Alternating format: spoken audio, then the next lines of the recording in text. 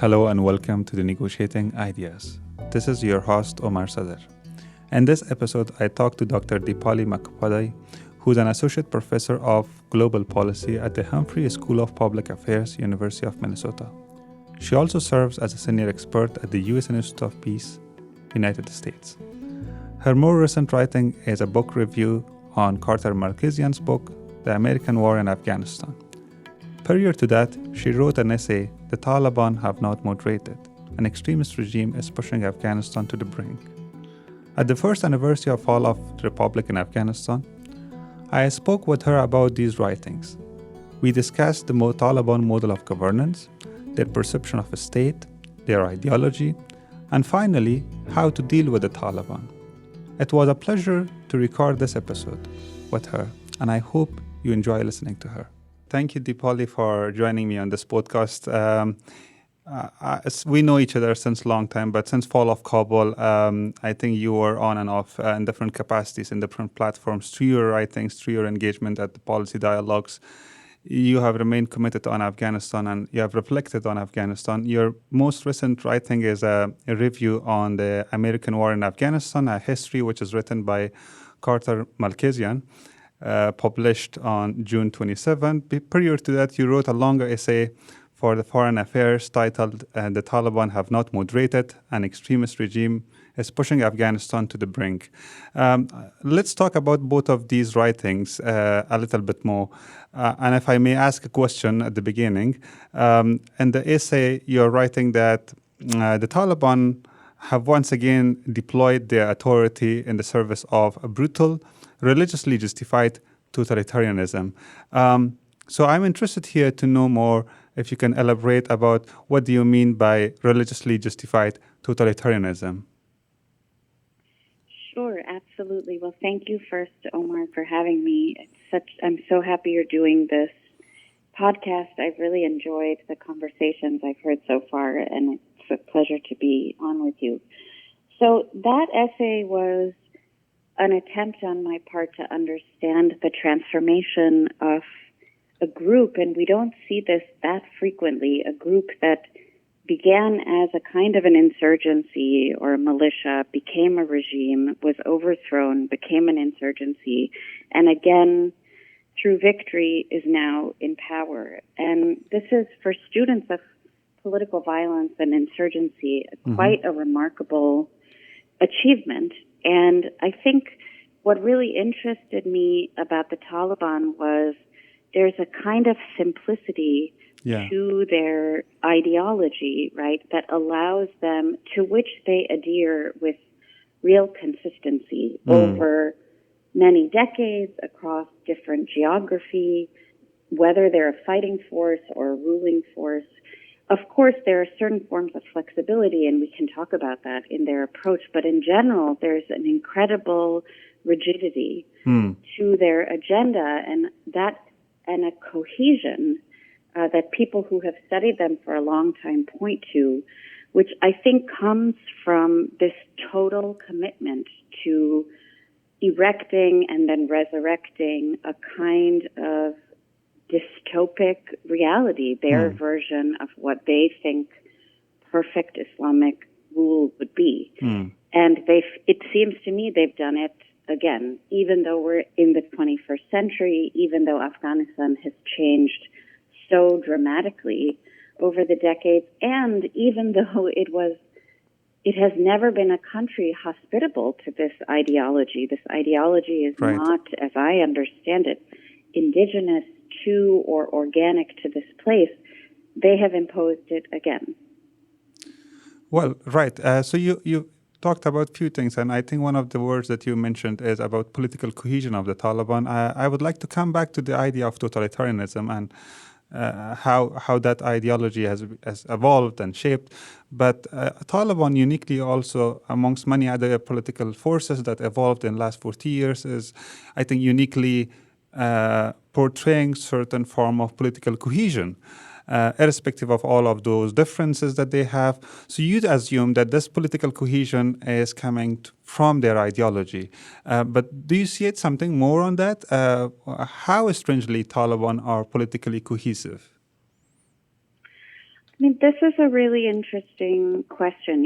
In my work in Afghanistan has mostly not been to study the Taliban. So I have, in this regard, drawn a lot on the work of other scholars who've been looking at this group, but also comparing it to the kinds of groups that I have studied more closely, Mujahideen groups and factions that also went through a transformation from being fighters into being part of a government or assuming a position of rule. And I think what's interesting about the Taliban is, as you said, there are many challenges. And for those of us who are watching the insurgency, we knew that, for example, there are those who are located in Pakistan versus those who are inside the country. There are those who were trying to have an outward facing view versus those who are committed more to an indigenous project. I mean, these are all important differences, and they exist in most insurgencies, But I think what's striking about this group is, and I believe this is the strength of the group, and this will ultimately be the cause of its downfall, is that it maintains a kind of adherence to this ideological project, which means that even when there is turbulence, even when there are transitions in leadership or there are different shifts in strategy, they have a kind of ideological North Star to which they return. And a lot of other groups, the ones that I've studied, for example, began with particular fighting ideologies and then shifted in their approach, and they wanted to be part of the state, or they saw opportunities for political transformation, for economic transformation, and they adapted and changed, they accommodated one another. These are the reasons why I think many, for example, Mujahideen reinvented themselves again and again.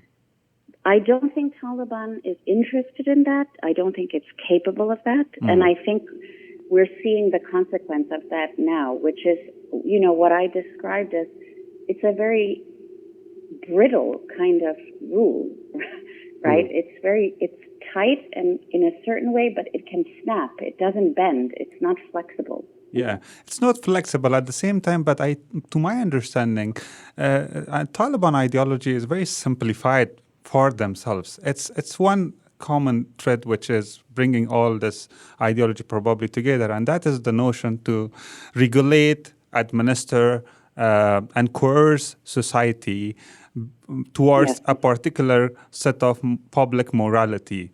And that is clearly, I think, defined, I suppose, from my experience in 2008-07 when I was doing bachelor's at Kabul University. And so there was a course called Saqafat Islami, Islamic Culture, wherein the faculties were coming from the Department of Theology. So some of the narratives the Taliban present as at this moment, I remember it is somehow the same things that faculties of theology try to teach students at Kabul University. For example, the way woman's position in society should be defined, right? Or for example, the Ministry of Vice and Virtue, whatever they try to present as public morality. These are not something new. This is somehow classic also, and it existed in the last 20 years. So I think for Taliban, if you look at their ideology, it is a very simplified set of rules.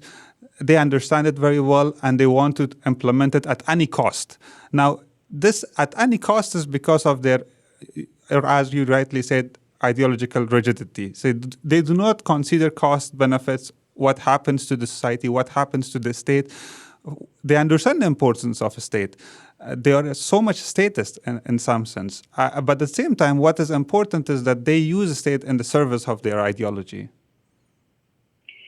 I think that's exactly right. And, I learned a lot from studying in the last 10 years or so. I've been studying the Syrian civil war and the different armed groups in Syria and looking, for example, at the Islamic State and how it governed Raqqa, looking at al-Nusra, Jabhat al-Nusra, the al-Qaeda affiliate, and in Idlib province in Syria. And one of the things that's so striking about the Taliban, as you say, it's the narrowness of their state conception of statism.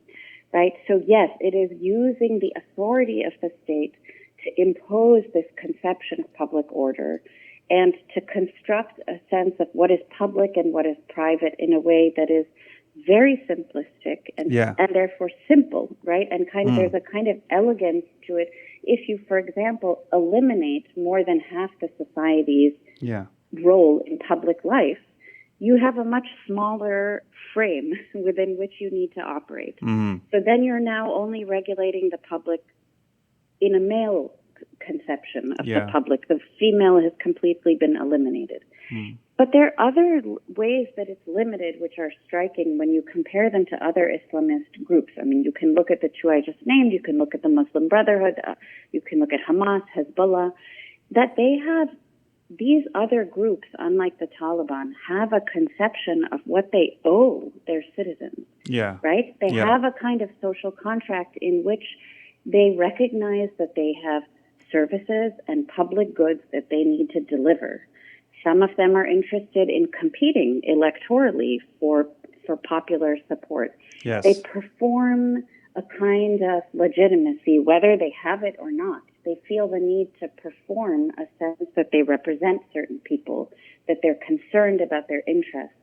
This, to me, is strikingly different about the Taliban. They seem to have absolutely no concern about serving the public good beyond this limited conception of what is virtuous, right, and what is problematic. And I think that is on the one hand, makes their projects much easier because they don't have to worry about a bureaucracy that can manage, public services. But on the other hand, it means that people are starving, people are not getting employment, people are getting sick, people are unable to acquire travel documents, and so on and so on. And I don't see in the 21st century how that is a sustainable model of governing, even beyond the social implications of the conception of vice and virtue. They are not offering anything beyond this dystopic vision of what society should look like. And that seems to me distinguishing as well. Exactly, you're right on that. That's one of the key distinguishing factors. And I suppose on early June, the Chief Justice of Taliban, who is one of the hardcore hardliners, Abdul Hakim Haqqani Shara'i, he came up with a book which was, of course, read and reviewed by the group of Islamic clerics, but also endorsed by the Amir al-Mu'mineen. So in that book, the author, Abdul Hakim Haqqani, who was also leading the peace talks with the government of Afghanistan, he outlines two types of state right at the beginning. And what he called Dawlat wa Hukumat al-Shu'ara al-Jabaiyah. Which literally means a state and government whose motto is collection of revenues and taxes. But then he talks about the second type of a state, which is Dawlat al-Hidayah, which means a state or government whose motto is guidance, propagation of virtue and voice. So here you see it's not just of course, it's we can talk about whether it's rational or not rational, but ideologically based on scripts, conservative Islamic texture, he comes up and says, well, the majority of the state and at the moment are the states which are collecting taxes. But an Islamic state, according to him, is not just supposed to collect taxes, but it is here to just guide the people. So public morality remains at the core of it. And then when he elaborates what are the core institutions or principles that this Islamic state should have, three things he highlights: independent judiciary, which he's leading now, Islamic army, and Sharia law. So you have Sharia law, which is all about public morality for him, and of course set of rules. And then army or police is there to enforce it. So to me, when we look at least this text, this book which is written, undoubtedly, this clearly outlines for us how Taliban think about the state, right? It's so interesting, right? And I think, as you say, there's something very compelling to present an alternate model of governance, which is anchored in a conception of morality. It's not about materialism, and it's not about rational bureaucracy. It's about offering a path of guidance of how we all should be living. And again, I think the means by which this can be reduced to a single really prominent bureaucracy with a coercive arm, and then a simplified code provides a very simple, clear roadmap by which citizens and state can interact with each other. And in theory, this should be quite a straightforward way of being able to govern. Because if you can combine a moral code that mobilizes and motivates a certain part of your society and a coercive wing that scares the rest, this seems like quite a good combination, right? A formula by which to construct social control. Yeah. And, I think it's very important to say, because what we tend to make singular the Taliban as if there aren't other ideologies or modes of social control. You and I are now sitting in the United States, and we don't need to take these analogies too far. Yeah. But I think we have just seen, for example, a ruling in our Supreme Court that eliminates women's right to access reproductive care. And the possibilities of how broad the implications of that ruling, one of the conservative justices made clear, would be about everything that goes on related to sexuality, essentially, for U.S. citizens, and in particular for women and for people who are not heterosexual. And I think, again, this is an example of this using a combination of arguments that are anchored in morality and the coercive power of the state to say, this is what social control in its most simple form looks like. And that is one basis of governance. Yeah. Now, sociologists like Joel Migdal and others will say, this is the most rudimentary form of control, because you don't require people to buy in. You don't require them to participate, and you don't require them to legitimize you in an active way. So it's a costly form of rule, and it's a brittle form of rule in which you are not trying to expand your constituencies. You're not trying to be popular. You're opening yourself up to forms of opposition that may be very potent over time. That's right. And even if we see Taliban as an insurgency and how they transformed to an state, that many of us expected a transformation, at least in their behavior and the way they perceive a state. For example, if I quote one line from your essay, you says, "What little the Taliban did to address local needs involved commanding the ongoing work of other providers." So when I read this is exactly Taliban of insurgents in last 20 years. They did it the same way in villages. They didn't provide services. As you also say, they didn't contest for an election. They didn't hold the election in their own villages or areas that they were controlling. Also now, they are not holding any kind of responsibility for themselves. Again, they are commanding on the ongoing work of other providers. It is UN which is covering certain services. It is NGOs which is covering certain other services. WHO was, for example, administering certain hospitals. So in that case, Taliban has remained consistent in terms of the way they hold the society, right? That's absolutely right. And I want to just pause for a moment on the idea that, many people hoped they would shift their approach when they won. And part of what motivated me to write that essay was having conversations with political scientists who had studied other insurgencies, other rebel groups that had transformed because, winning an insurgency is not a trivial thing. And a number of colleagues, and I'm happy to, share names of authors for those who are interested. A number of colleagues and friends of mine have written on this across the world, different cases. Yeah.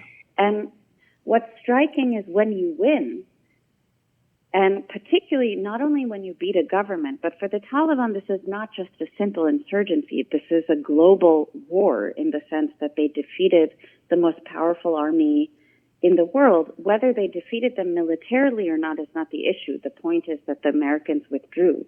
So that kind of a victory, none of us should have expected that under those circumstances, this group is going to fundamentally transform because they won, right? They won based on sticking closely to their ideological project, sticking closely to their approach to coercion over so many years in a very difficult fight.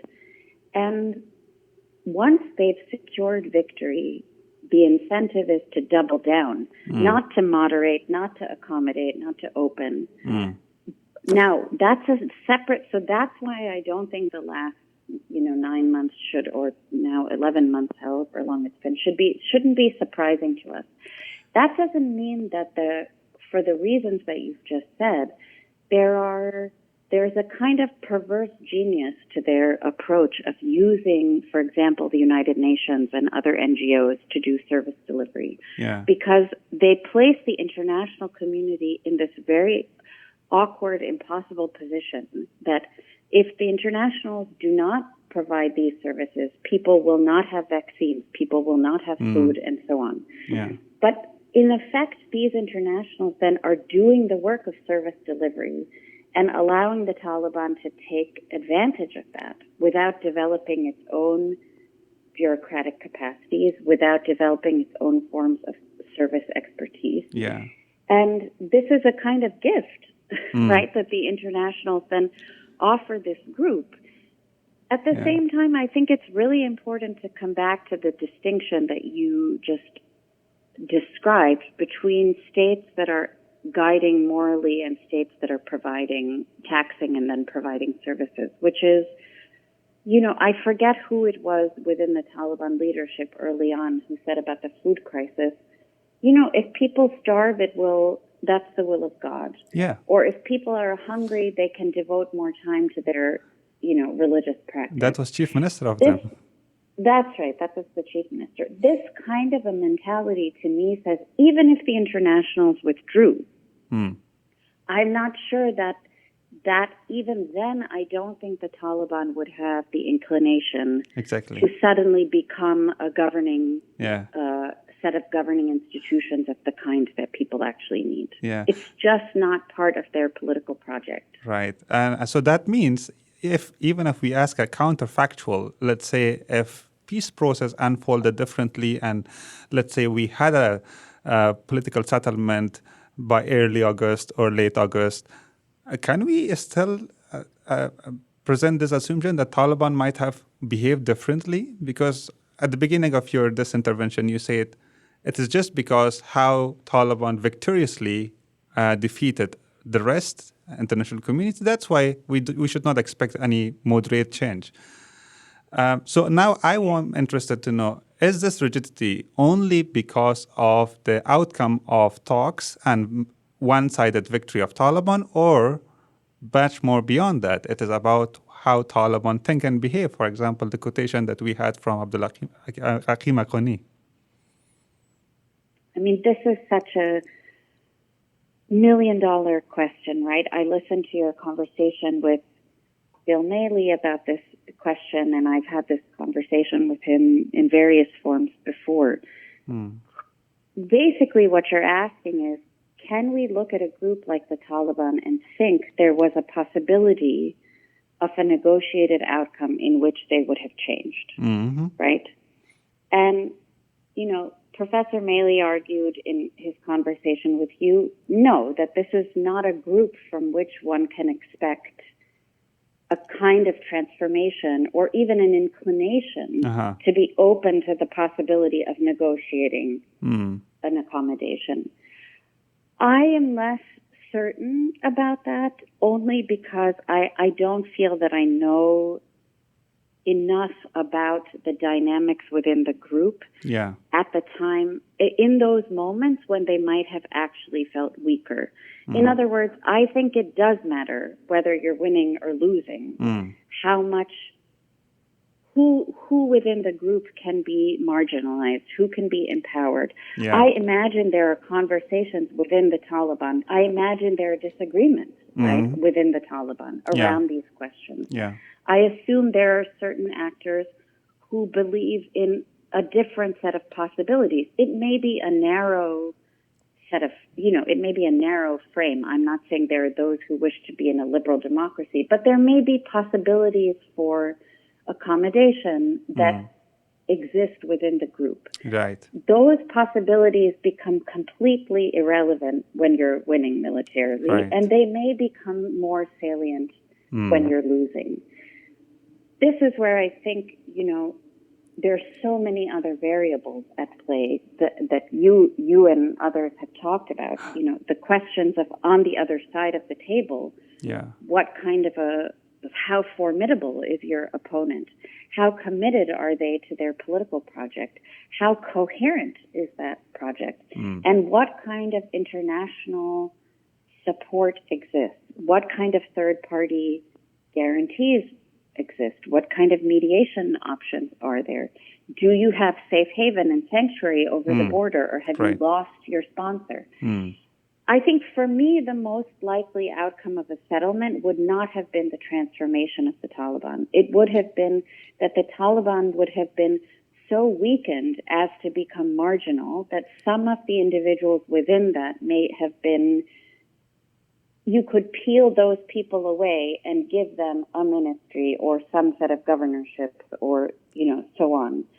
But so long as their ideological project was intact, in other words, so long as they had enough power to hold on to that project, I don't think the project itself is amenable to being part of something like a Republican system of government. In other words, they are not like just another political party or an ethnic group that has, certain grievances that could be addressed through territorial gain or through greater representation in a parliament. True. It is a fundamentally different state-building project. So in my mind, this is a group, it's an organization. If you can weaken them to the point where you can exploit the fractures internally, you may be able to peel some people off and make the group so weak that it becomes marginal. Exactly. That, to me, would have been the possibility for a political settlement. But that's very difficult to do, right? One has to be committed to that in a different way. Exactly. And one of the things that strikes me, I think it's related to your comment also, is about the structure of Taliban. What you have a subheading in your essay titled Clerics in Charge. At this moment also, we see some sort of fractions wherein the Haqqani network or the leader of Haqqani network presents itself amendable, negotiable. He had an interview with CNN where he endorsed, for example, girls' education. But at the same time, what I mean, it's most of the policies and the way policies are enforced, what we see is only one group which is, at the end of the day, has the final word, and those are the clerks. In your essay, you say the group has been able to somehow conflate the rules of a clerk, a governor, and a police, and probably many other positions. So you cannot, this is the clerks at the end of the day, who is, for example, running the ministries, who is running the courts, who is also enacting laws. So if that is the case, if clerks are much powerful, who is also policymaker, lawmaker, enforcer, then do you think still there was possibility of creating divides within the group and, for example, working with some of them? Because at the end of the day now, to what extent Haqqani offers a positive solution or says, oh, well, we are open to this, let's say, set of demands, but he's not able to deliver it even now, given the fact that we understand Haqqani is a very powerful faction in the Taliban. Yes, and I think that it's worth dwelling for a moment on the opening of the girls' school, because I think this is such an illustrative example. This was the international community from the highest levels of power in, the Western capitals at the United Nations and so on, made clear this is besides the concerns of terrorism, this is the number one concern. Let's put it number one, number two concern. Right. That girls should go to school by Nowruz time in March.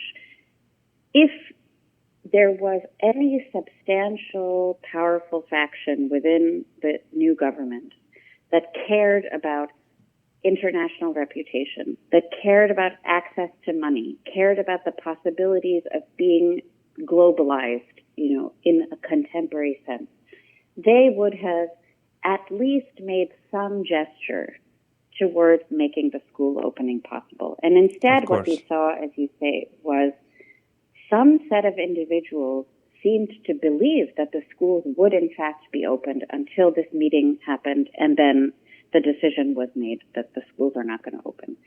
And there was very little attempt to even dress up that decision as, well, there are logistical questions or so on. Really, it was, we're not opening the schools. And that's how it was interpreted by the internationals and by the Afghans, and I think correctly so.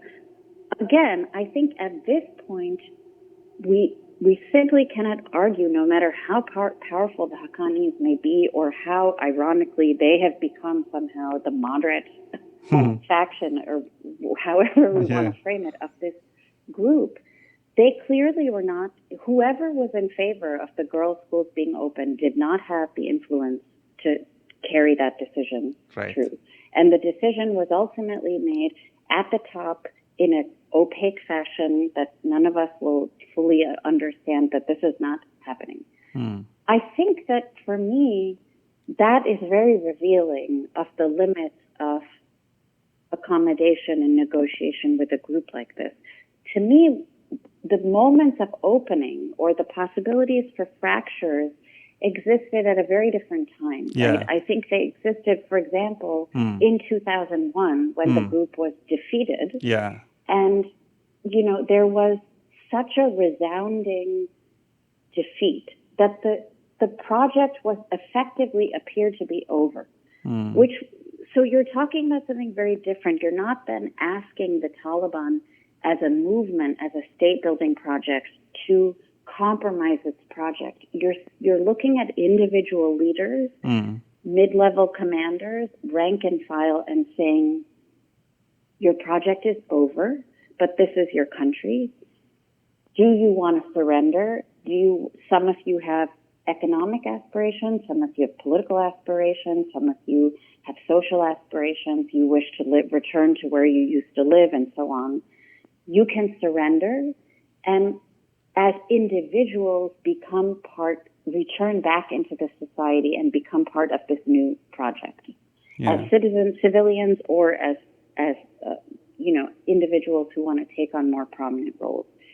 That's a very different idea, which the United States was simply not open to.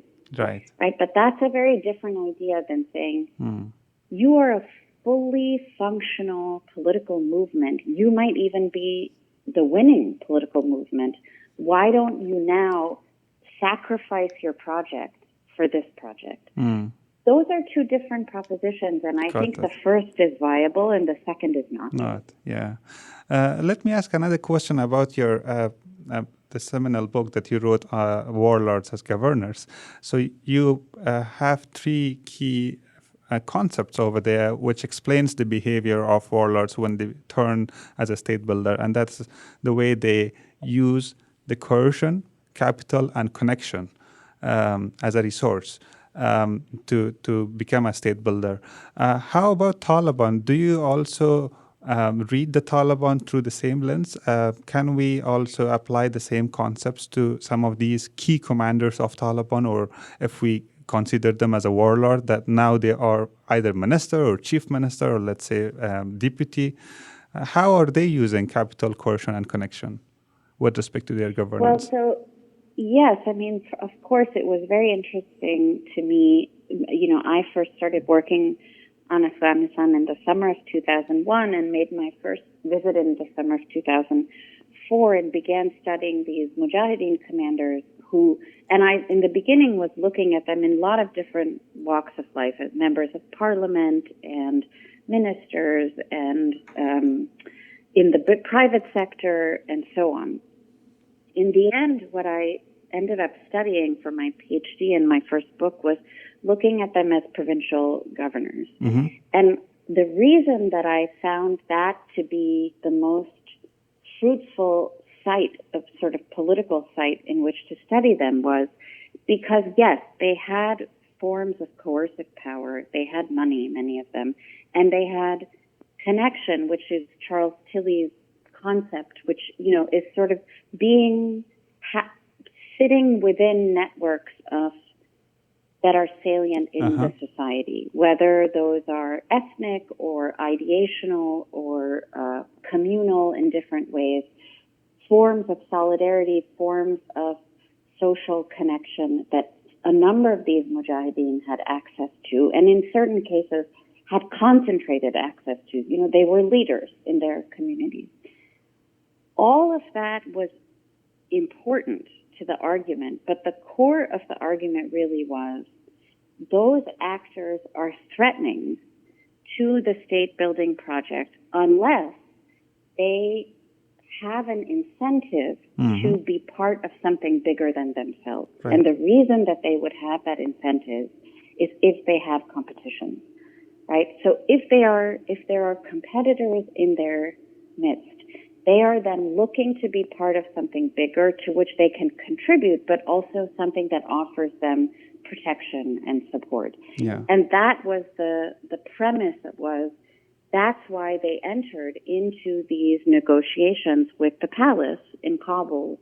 And even when there were conflicts or disagreements with President Karzai at the time, there was a reason why they wanted to be part of something bigger, a strategic reason.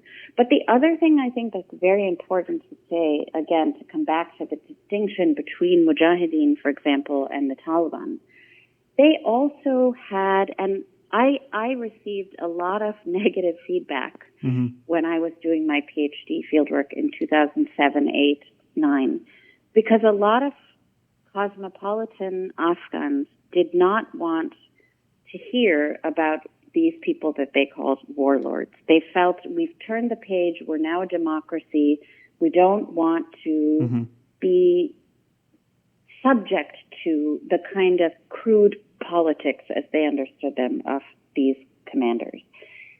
I was making an argument based on what I saw in the provinces, which was, I think many of these mujahideen were notionally committed to this new ideological project. Were they liberal Democrats in the sense of, what the literature or what in Western capitals we would understand liberal democracy to be? No, maybe not. Yeah. But they were committed to the survival and success of the Afghan state. In a way that it fundamentally distinguishes them, for example, from Taliban. I think that's why even when they were very powerful, at the time when I was studying them, these were, many of them had tremendous amounts of money and influence in the security sector and other places. They had very close relationships in many cases with Western governments. They were not fundamentally threatening to the Republican project, in my view. Now, there's a lot of disagreement around that, but I believe they were indigenous leaders who were part of the state-building project. That distinguishes them fundamentally from the Taliban. So I think, again, at the moment of surrender, had there been that opportunity in 2001, when individual Taliban commanders may have been rethinking possibilities and wanted to get in on this new project, I think there were opportunities then to have engaged them the way one might have other types of warlords, let's call them. But I think that's very different than the current moment. So how do you see the Taliban model of governance, apart from their reluctance on providing services that we see it, and the way their ideology talks about state? How do you see Taliban use the state institutions to administer society overall? Not just, for example, schools, hospitals, and big infrastructures. But of course, Taliban are not naive to not understand the rationale of state. They have been able to get hold of all these institutions. Many institutions are gone away. For example, Independent Human Rights Commission, election commissions, let's say, but many others are still intact. The ministries are over there. The chief minister's office is there. Governors are there. Chief of police is there. So give us a bigger picture of Taliban running the state. I mean, I think it's still very early, but at the same time,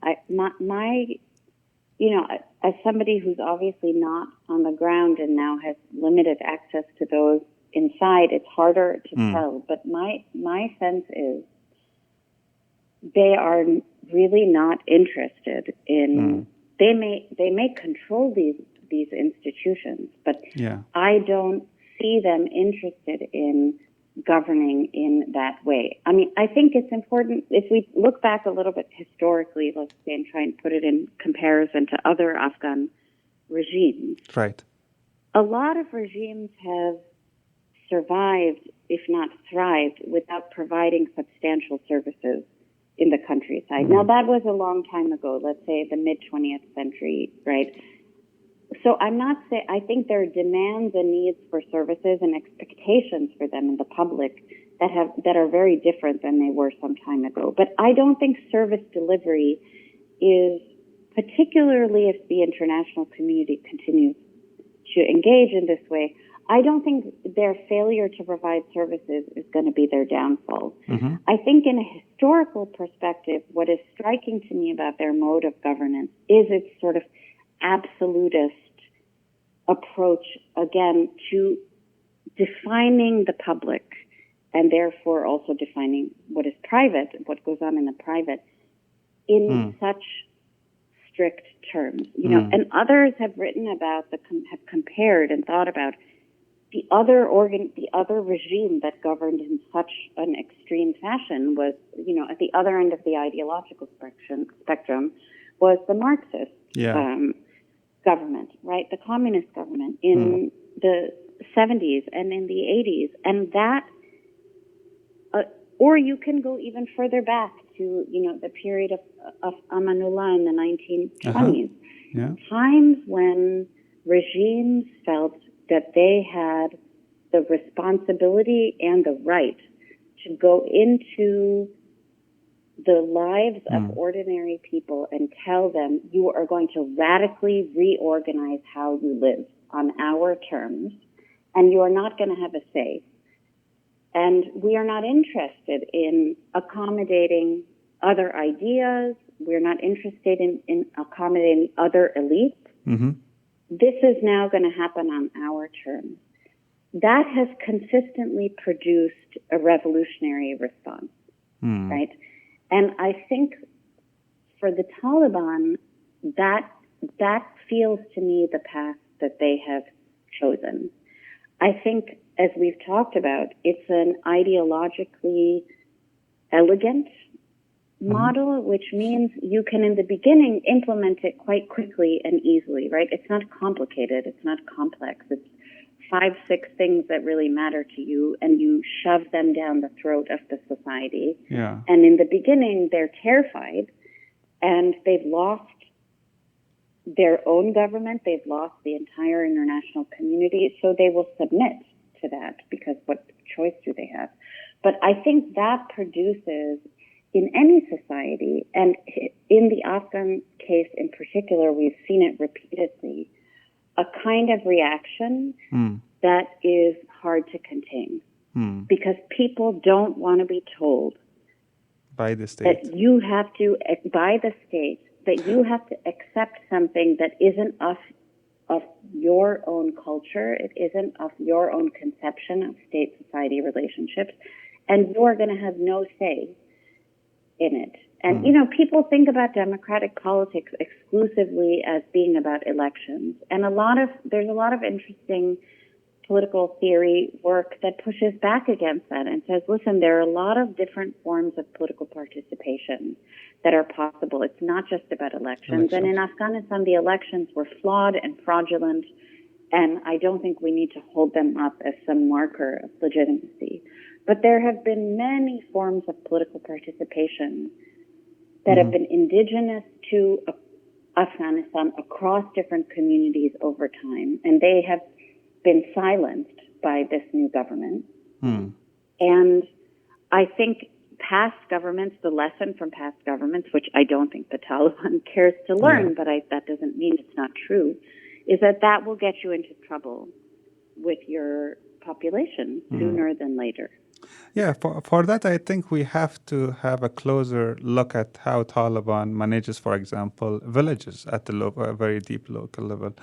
I came across certain reports which were saying the Taliban, they conducted elections for the urban districts in Kabul, at least. That came through the Taliban accounts in Twitter. Kabul municipality. So if that is somehow, I don't know to what extent this is universal across Afghanistan, the Taliban allowing all local communities, either in urban or villages, to hold elections and have their own, for example, either Malik or Wakil or something, that might present certain flexibility. Well, that is promised by those who are speaking on behalf of Taliban at certain level, but that I think we have to wait and see how it comes, how it unfolds throughout the year probably. But what struck me also is the way you said Taliban are going against some of the other traditional probably models of political participation or the notion of what we are, and this is I think the essentialist understanding of what an Afghan is and how Taliban, whether they are or not the same identity. This is what you engage is your critique about Malkisian is that he presents a quite singular meaning of what an Afghan is, because Malkisian assumes that the Taliban strength and success has been that they had something which is quite enshrined in Afghan identity, and they followed strictly the same thing. Now, you are saying that, no, they are not doing that. They have been departing from certain traditions, customs, political participations, or even in certain values that at the beginning of this talk, you say Taliban ideology is quite strange to Afghanistan. How do we understand this dynamic of, in terms of norms of identity and legitimacy of the Taliban, whether they are Afghan or not? Yeah, so this is, you're referencing Malkisian's argument, which was a multi-pronged argument in which he acknowledged there were many causes for the trajectory of the American war in Afghanistan. But one of them, which he chose to highlight, was this idea that the Taliban captured some sense of Afghanness or something Afghan in a way that allowed them a kind of allergy to occupation, a sort of allegiance to Islam, that allowed them to rally in a way that, the Republic, which was seen as a kind of client of the West, did not have access to that kind of essential identity claim, sort of kind of authenticity of being Afghan, and therefore was in a fundamentally weaker position, as were obviously all of the foreign forces. And my response to that was twofold. One, my understanding, I don't have any clear idea of what it means to be Afghan. Yeah. From my own experience of spending time in the country and studying the politics, there are profound debates and differences, as I understand them, around how the state should be organized with respect to levels of centralization and decentralization, who should be in power, what kind of configurations of representation along ethnic or sectarian lines should exist, what the foreign policy of the government should be, what the relationship should be between Islam and secularism. The whole range, as in any other country, the whole range of opinions exists about what it is to be an Afghan and what that means for how the state should be structured and the society should be organized. So that's the first point. Right. The second point is that I saw in my own work of studying the Mujahideen, who are the sort of sworn enemy of the Taliban, many of the same impulses that Malkasian attributed to the Taliban in their enemies. I saw in members of the Republic many of the same attributes. In supporters of the Republic, many of the same attributes. In supporters of the opposition to the Ghani government, but still people who associated themselves with republicanism, many of the same attributes. The idea that people across the country, for example, would be incensed by something like Guantanamo, by the civilian casualties and the loss of life where the Americans were operating, that those same people would simultaneously be incensed by the tactics of the Taliban as an insurgency did not seem to be at odds for me. One can be upset at many different forms of injustice or the implications of occupation or of neo-imperialism of the kind the Americans practiced, and still not be radical or extremist or trying to overthrow one's government. And so I think that for me was problematic as well. The third thing I would say is that, there's a lot of debate about how indigenous is the Taliban, which I think is a very interesting question.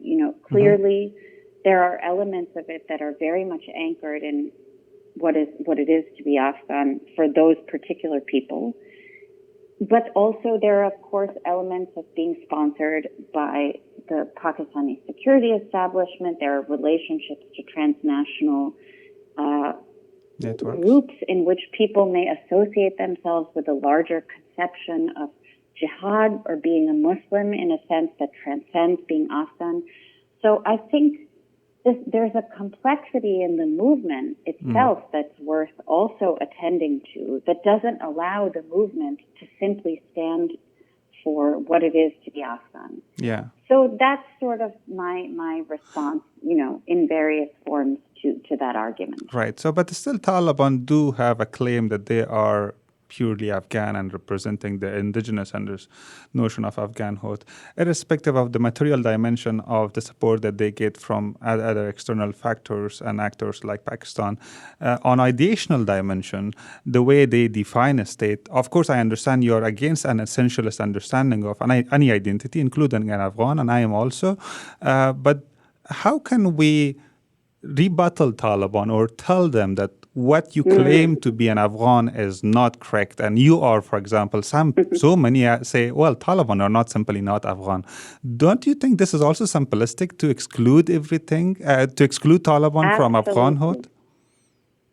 I mean, this is an argument that over the years I've had with many Afghan friends who wanted to see the Taliban simply as a proxy of Pakistan, and I think that was hugely detrimental from an analytical point of view, but also from a strategic and military and political point of view, to not recognize the rootedness of this movement in both in ideationally, as you say, within certain communities or certain segments of the society, but also just demographically connected to, if we come back to the idea of connection, of Tilly, anchored in certain social networks. And also to give credit to Malkasian's point on this, at least in part, the product of a response on the part of ordinary people to what it is to live through a neo-imperial war, right? And to have to suffer the consequences of being invaded by the Americans and their allies. I think that we cannot discount that as not Afghan. Yeah. But also a set of values that the Taliban try to exclusively define Afghan and try to universalize the same set of values on every single individual and citizen in Afghanistan. That is also something which is quite problematic because that is essentialist itself. That is defined based on a narrow, rigid, and changeable characters. For example, the way cultural war, of course, Taliban is also waging a cultural war in Afghanistan. It's not just about religious norms. It's much more beyond the religious norms. Rebranding the identity of Afghanistan, rebranding the language, custom, cultures. That is all. I think we cannot neglect all of this to say, well, these are Pakistanis or Punjabis. I think the nationalist narrative in Afghanistan tends to externalize all of these factors. I think it's very important to say that, Omar, because I think one of the things that to me differentiated the Karzai government from the Ghani government was, I have to say that when I was doing field work in the Karzai period, there was much less conversation around, for example, sort of essentialized ethnic identities. And what I noticed in the years of the Ghani government was a steady kind of narrowing of what does it mean to be an Afghan and who will be the beneficiary of that. Yeah. And what I think is striking are actually the similarities between that narrow conception of being Afghan and the Taliban. Right. Of course, the ideological differences between the Ghani government and the Taliban are very obvious along many dimensions. No doubt. But one thing that is similar is a concentrating of the idea of power being increasingly concentrated within a narrower and narrower set of elites who represent a narrower version of what it is to be an Afghan. Yeah. And that cannot be blamed on some other country or some radical geopolitical project. Yeah. Or even, I think it cannot be blamed on, Western intervention. Yeah. That is an indigenous conversation that is going on, and I think that both those regimes, in that way, were failing to represent and being very much out of touch with huge segments of Afghan society. And I would describe the Ghani government as brittle along that dimension in very much the same way that the Taliban is. I think there's real continuity actually there. Yeah. So we covered so many issues, and to the end of this conversation, connecting all of these dots and points together, the Taliban has this narrow understanding of identity. They don't have a sense of responsibility for the state. Their ideology is narrowly religiously totalitarian, and they are free-riding international community on terms of money functions of the state. So what to do with them now? Tell us, as citizens of Afghanistan, what they should do with Taliban, and then secondly, international community, they should continue the same way that they are doing now, or something different? Well, I would never presume to tell Afghans what they should do internally, nor would I ever second guess how people react to or respond to such a profoundly difficult set of circumstances. Either for people like you who have lost everything and now, are rebuilding your life, or those who are still there. But I'm in solidarity with all of you and all of them. I am also of the belief, as I said, that I think that the possibilities for, and this is where I think it connects to the outsiders, the possibilities for indigenous collective forms of resistance and alternate political projects is always there. And it's already happening, whether we know it or pay attention to it or not. It is, I think, endemic to that place, but I also think it's part of what it is to be human. And my few conversations that I, have with people who still are there reflect that. And I think that's very important for the internationals to understand.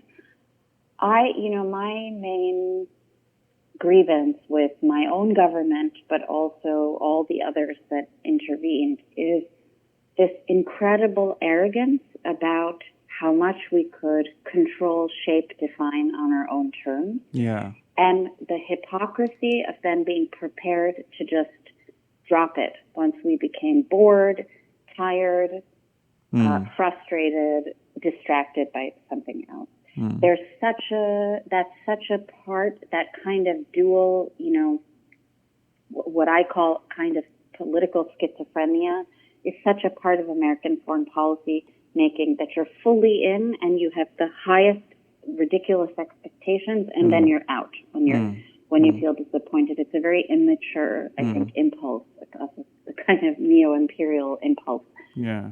So I think now, so much of what needs to happen outside of Afghanistan is to reflect on the profound number of errors and mistakes and crimes, that were committed by outsiders. But I think there's the small sense of optimism that I have is that I don't think there's an inclination to accept the crumbs that the Taliban are offering and normalize that. I think that in a way, because the Taliban has remained so wedded to its project in the terms that we've been talking about, it is sobering enough to the international community, so-called, to say, let's not move too quickly to make this seem like it's okay. Yeah. Whether that's for Afghan women or it's for questions of international security more broadly and so on. So, I think it's an incredibly difficult challenge to figure out how to stay in solidarity and support of the Afghan people without legitimizing their government. It's not an easy thing. The impulse on the part of Americans is often to fully isolate countries as a function of their regimes. And we know that, whether that's Iraq, Iran, Cuba, like North Korea, that's not a terribly effective approach. Yeah. On the other hand, I think those who are concerned about the Taliban are very worried that they will somehow become the status quo in a way that will seem acceptable over time. And I think it's incumbent on all of us who know Afghanistan, have connections to Afghanistan, to keep reminding our governments this is problematic and needs to be handled with a kind of sophistication and subtlety of which you are not usually capable. Yeah. But after 20 years of producing so much of the situation, you are responsible for what comes next. It is not something somewhere far away that's not of your concern. You are responsible to pay attention and to take care and to listen to people who know what is happening actually on the ground and what will be the implications of your actions, whether they are neglectful or engaging. Right. So on this note, may I also ask you at the end if you can suggest probably your listeners 1-2 good readings about all of these, including, for example, Taliban and the way out, how to engage with Afghanistan?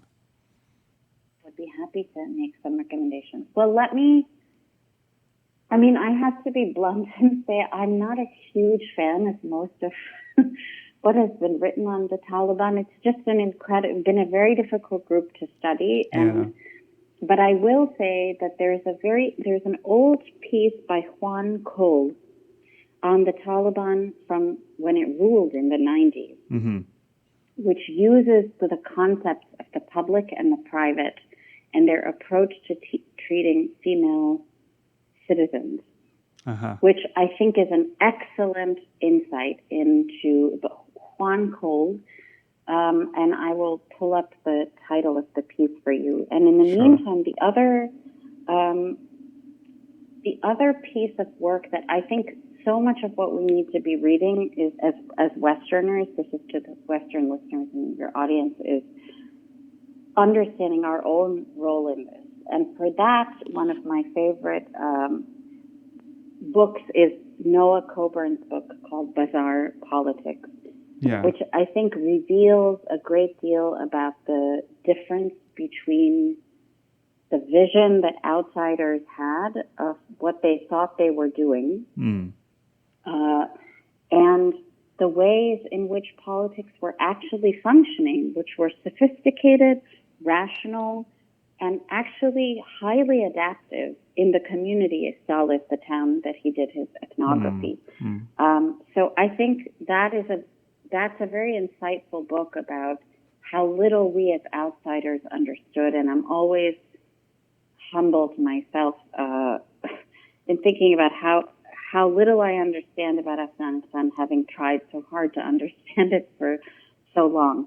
The piece by Juan Cole, I'll just give the title, is The Taliban, Women, and the Hegelian Private Sphere. Sure. And it appeared in the journal Social Research in 2003. Thank you. And I think that's quite an insightful piece as well. And of course, I encourage everyone to read your work. And I also just want to put out a plug for going forward an edited volume, which will include the work of many young Afghan scholars that Anna Larson, Omar Sharifi, and I are currently editing, which will reflect on the questions of power in politics, but largely produced by young Afghan scholars. We're very excited. Looking forward to that one. But thank you so much, Dipali Jan. I really enjoyed it, and I'm sure our listeners will also enjoy this podcast and this episode. I'm really grateful for your time. Thank you so much, Omar. I always learn so much talking to you. I'm so glad to have had the chance. Thank you. Thanks for listening to this episode. If you enjoyed the conversation, please subscribe to the podcast and make sure to share it with your friends on social media. Talking to you soon in the next episode. Have a good time.